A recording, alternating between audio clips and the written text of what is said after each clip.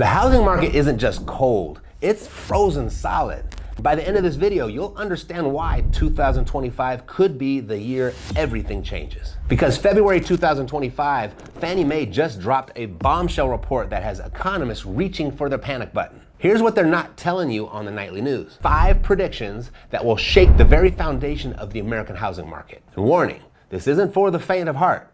If you're looking for sugar-coated optimism, then click away now. Prediction number 1, the lock-in effect paralyzes the market. 3 years ago, 80% of mortgages were written below 4%. Today, we're staring at 6.5%. This isn't just numbers, it's millions of Americans trapped in their homes. Meet Sandy in Denver, 2021 starter home, 2.8% rate. Now she needs to upsize for her growing family. The problem, trading that golden ticket for today's rates. On a $400,000 mortgage, her payment jumps from $1,640 to $2,528 monthly. That's $888 extra every single month for 30 years. The total cost, an extra $320,000 over the life of the loan. And Sandy, she's not alone. In California, a homeowner with a $700,000 mortgage would face a $1,550 monthly increase. In Seattle, $1,200 or more. This isn't just about monthly payments, it's about dreams deferred. And that's what the data says. But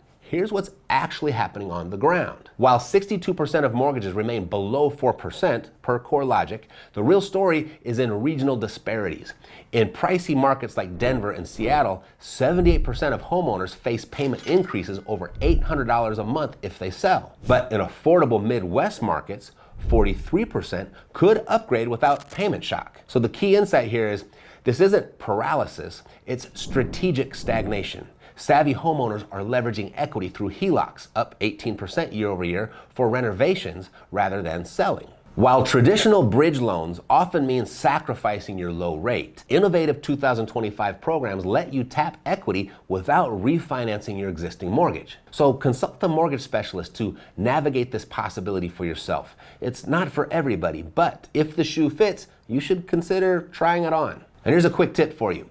Target homeowners who've owned 5+ years in high appreciation areas. They have equity to work with, and they are more likely to consider creative financing options. And while this lock-in effect reshapes individual homeowner decisions, it's feeding directly into an even bigger market shift. And here's where it gets really interesting. Prediction number 2, the American housing divide becomes a chasm. Forget red states and blue states. 2025 story is boom states versus doom states. The Sun Belt's still growing. Austin is up 8.2%, Phoenix is up 6.4%, Miami 7.1%.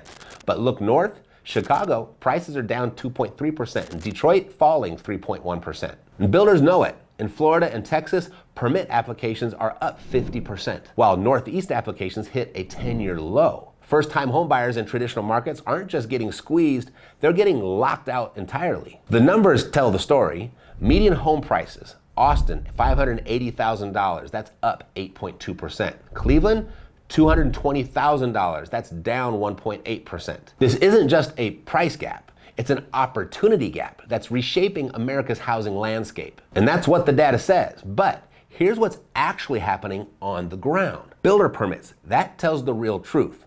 Austin, permits are up 32%. That's up from the 2024's baseline. Phoenix, they're up 28%. And Chicago, they're up 9%, contrary to popular belief.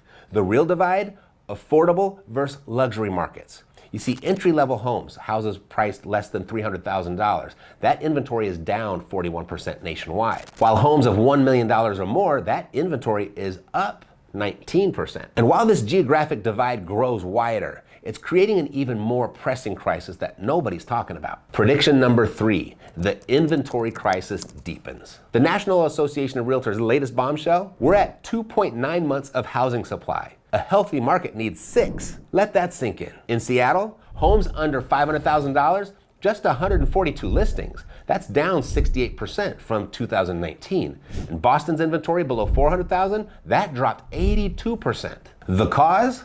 Well, boomers, they're not downsizing like everyone thought. They're aging in place. Meanwhile, 14 million millennials are fighting for scraps. That's what the data says. But here's what's actually happening on the ground. The nationwide supply, 4 months of inventory, for single family, 6.2 months for multifamily. The crisis, it isn't absolute, it's price tier specific. So for homes under $400,000, there's a 2.3 month supply. 68% of those sell in less than 30 days. They're going fast. And builders are responding. 61% are now offering rate buydowns on entry-level models. You know, last week, my student JT found a $400,000 house for $320,000 using one simple approach, targeting properties that were on the market for 60 days or greater with a very specific letter campaign. You know, a little know-how and support that can go a long way. And while this inventory squeeze has buyers frustrated, it's forcing builders into a position that we haven't seen in over a decade. Prediction number 4, new construction hits crisis mode. The Census Bureau's December numbers, 494,000 unsold new homes. That's up 10% year over year. That's the highest in 15 years. But here's the real thing, 8.5 months of supply. That's nearly double what's healthy. So builders are panicking. 33% are slashing prices by at least 5%. Over 60% are offering desperate incentives, mortgage rate buydowns to 3.99%. They're offering free upgrades, closing costs, they're covering those. And Florida and Texas builders, they're drowning in inventory, facing 5 to 10% price cuts just to move properties. That's what the data says, but here's what's actually happening on the ground. Yes, unsold inventory hit 494,000 units. That is a 15-year high. But consider 53% are spec homes, homes priced less than $500,000. 71% sold within 90 days with these incentives. And construction starts, despite all of this inventory, they're up 16% month over month in December. This isn't 2008's speculative bubble, it's targeted building where the demand exists. And while builders struggle with their inventory, brace yourself for what might be the most shocking prediction yet. This is number 5. Recession signals are flashing red. With median new home prices at $427,000 and 7% rates, only 16% of American households can afford to buy. That's lower than 2008. And yes, today's buyers have better credit. 750 versus 715 in 2006. And foreclosure rates, they're just 0.6%, not 2008's 4.6%. But when 84% of Americans are priced out, that's an economic powder keg. And that's what the data says. But here's what's actually happening on the ground. While median prices require $107,000 income per the National Association of Realtors, first-time buyers, they're adapting. 38% are using family co-signers. That's up from 12% in 2022. 29% are buying 2 to 4 unit properties to offset the costs, and builder 321 buydowns are saving $12,000 annually. So the real story? 14 million millennial households are forming through 2027. They're not waiting. Creative financing deals surged 41% last year. And while these warning signs have many experts predicting doom, they're missing 3 critical catalysts that could change everything in 2025. First, the Fed's pivot. Mortgages potentially below 6% by summer. You skeptical on that one? Fair enough. You know, every inflation spike sends rates jumping. But here's what matters. Even brief rate dips create buying windows. I mean, in November, a quarter-point drop triggered a 7.2% sales surge. Imagine what a full point could do. Number 2, construction reality check. Yes, starts are up 16%. Permits are surging 50% in growth markets. So are there oversupply fears? Well, let's do the math. We've underbuilt by 6.8 million units since 2012. So when you add 1.8 million new households forming annually, but we're only building 1.5 million units, that deficit grows by 300,000 houses every year. Even at record building pace, we're looking at a decade plus to catch up. This isn't just numbers, it's simple supply and demand. And 3, the millennial momentum. 14 million new buyers need roofs over their heads, backed by 5.2% wage growth. When Pokemon cards or PS5s are scarce, prices soar. Yet people ignore this same law of supply and demand with housing. I mean, think about it. We're short millions of homes, but we keep adding hundreds of thousands of new households every year. Something has to give. These buyers will either rent or they will buy, but they need to live somewhere. And with rising rents pushing payment parity toward ownership, which way do you think this ends? This isn't a 2008 do-over. It's a market reinventing itself. The winners will be those who understand that the market isn't crashing. It's just evolving. Adapt or get left behind. So some action steps for you, for the homeowners, the buyers, and the investors. First, the homeowners. Low inventory means maximum leverage, but timing is critical. So if you're sitting on a sub 4% rate, consider this. Use your equity position now while inventory is tight and pull cash out at your current rate to buy your next property before selling. This lets you house hack the market. Buy at today's prices and then sell when rates drop and buyers flood back in. Focus on markets with strong job growth where prices have room to run. Think Research Triangle, Austin's Tech Corridor, or Phoenix's Biotech Hub. Now, 2, the buyers, this is for you. Your strategy needs to match these market conditions. So target that 750 plus credit score. Go to work on that. It's your ticket to the best rates when they do drop. But here's what most miss.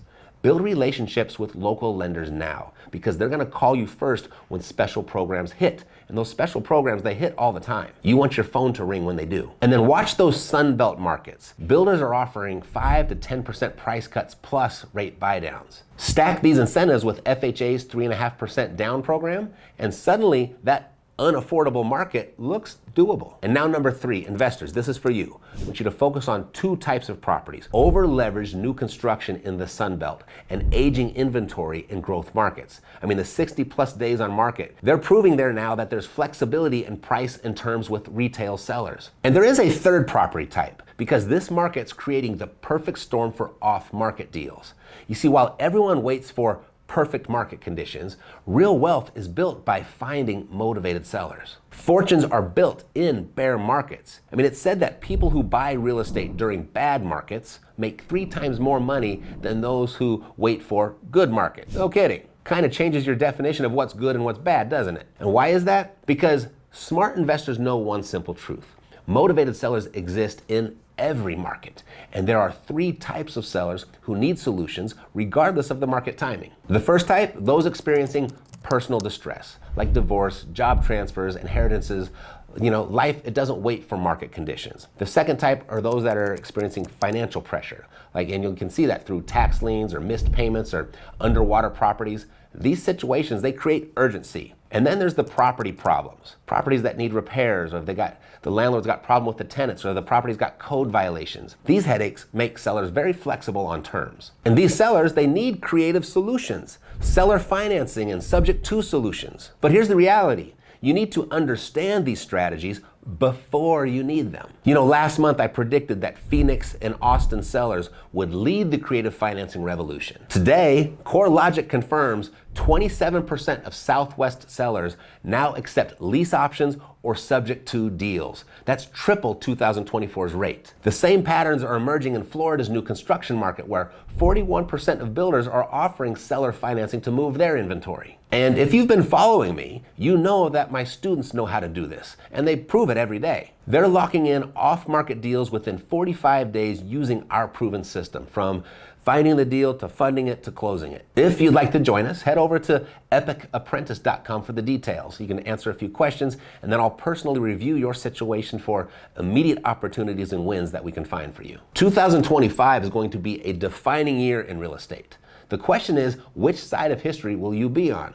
The one waiting for perfect conditions, or the one creating opportunities regardless of market conditions? Hit subscribe, and I'll see you in the next video. Thanks for watching. Take care.